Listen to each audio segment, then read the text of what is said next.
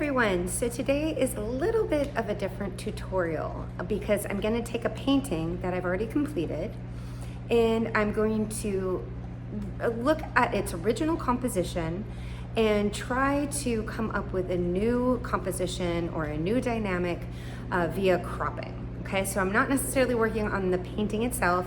I'm taking a section of a painting that already exists, as you can see behind me, and pulling and distilling out sections, seeing if certain compositions will work better, okay?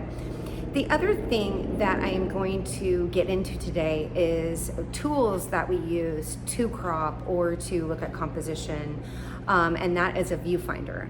I have homemade viewfinders. I always have them lying around because they help filter out the noise around whatever it is we're looking at via a still life, a painting that we've already finished, a drawing. If we're trying to get into specific sections, this helps you see, it gets rid of that peripheral vision, so to speak, okay? So I have those out as well. So when I turn the camera around or when I go over the station here, I'm not only gonna talk about how I'm cropping and what I'm thinking about when it comes to this painting, but I'm also gonna be showing you the tools that I use. Okay, so let's do that. I'm gonna get into that and show you how I probably will crop this piece.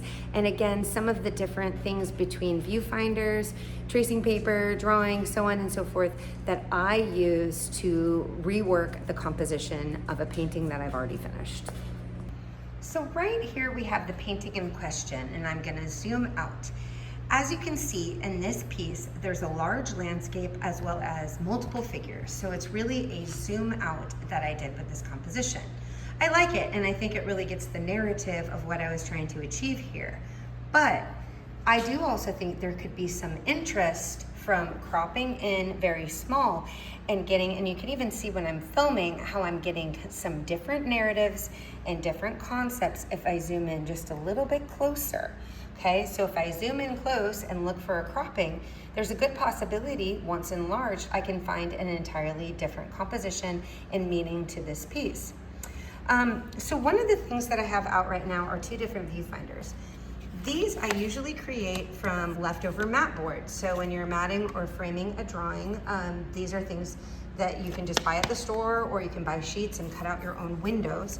What I like about them is that they have a it's like a cardboard, or it's very heavy cardstock. And so they hold up pretty well.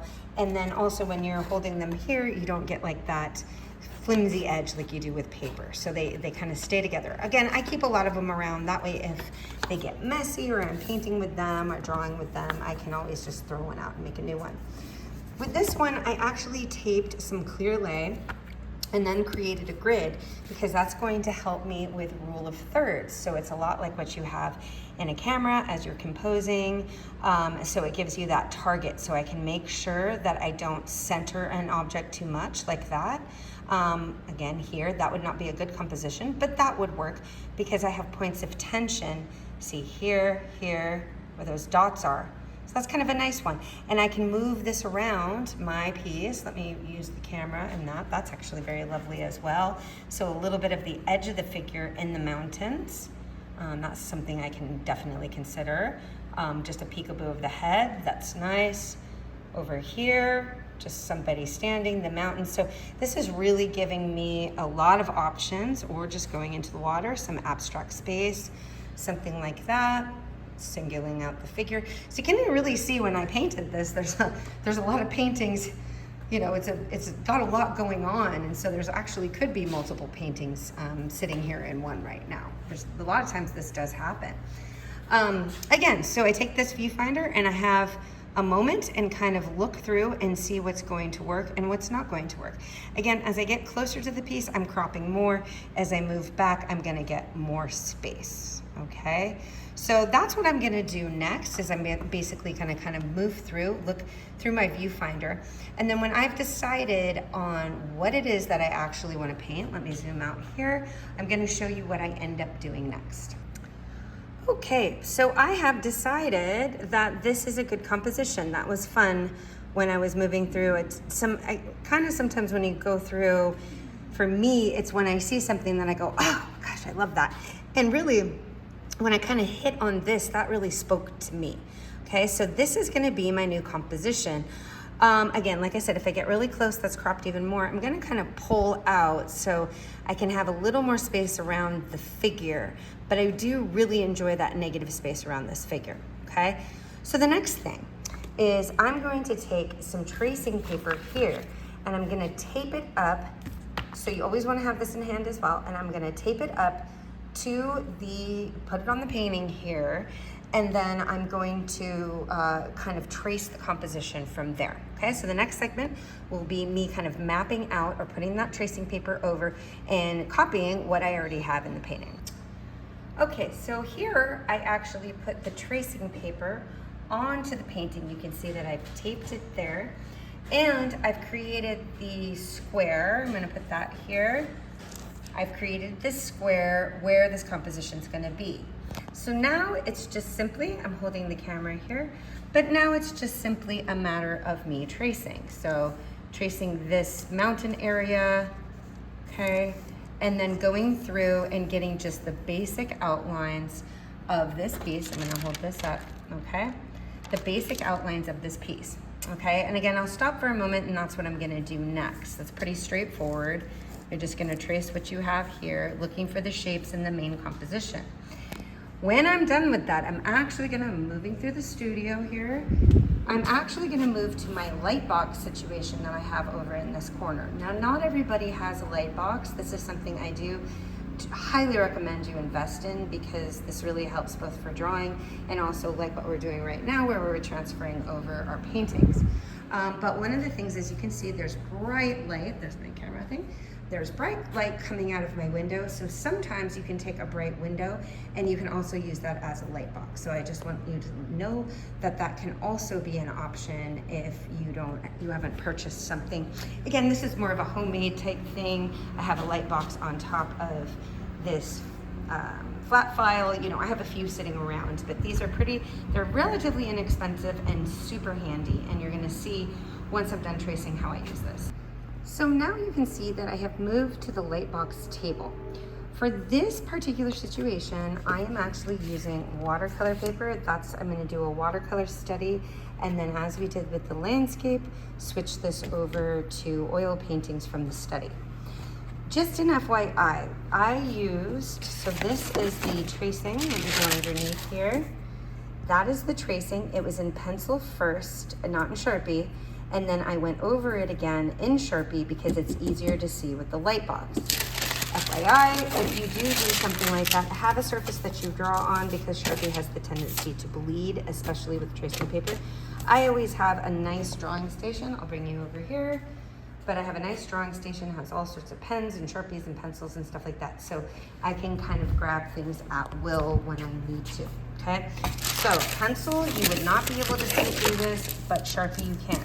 I usually tape it on my light box real lightly and then put this on top and I can see my drawing through.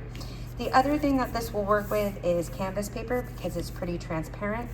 If you are transferring directly to the canvas, then you might have to take you might have to just freehand that and look at your composition, try to match it. But if you're doing anything on paper or small canvas, a small study of sorts to rework this, then you can just go ahead and use a light box. This is actually what I recommend because you can work then again from the study in the cropping and you can rework your colors if you want to as well. Okay, again, you see when I press down, we can see through because of the pen, okay? And so I can trace this over and then again, rework the composition, work on the colors, so on and so forth. So from here, we're back to some things that we already know. I'm gonna take this study and then I can work it in watercolors. Okay, so you can see I've got the section here.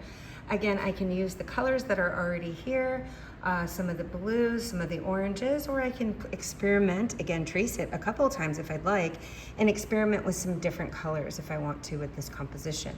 Might have to draw sometimes when you draw a figure multiple times, you kind of lose the pose a little bit. So this is something that I might want to work on a little bit too. Also with cropping, you can see I went right above the knee, not at the knee. That's kind of important if you're going to do a short crop of a figure. also with these figures, I got rid of them. I don't really like the extra there, but I could always bring them back if I felt like it. Okay, so taking a little bit out of this painting, turning it into this, and then we go back to things we know. So those watercolor studies, if you wanted to review that part where I did the watercolor studies, quick color blocking, that sort of thing, that's what I would do from this point, moving again then to the larger oil painting. And that is all for today. It's a bit of a quicker tutorial, basically just taking your work that you've already completed and kind of thinking about ways that you can change it into something maybe a little bit more concise and compact, okay? So the possibilities are endless.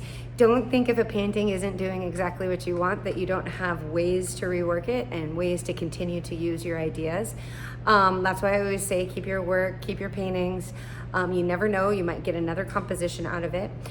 You can do stuff like this, taking bits out of the main painting, and you can come out with an amazing series. It could actually be various vignettes of a larger concept. So it's a wonderful skill to have.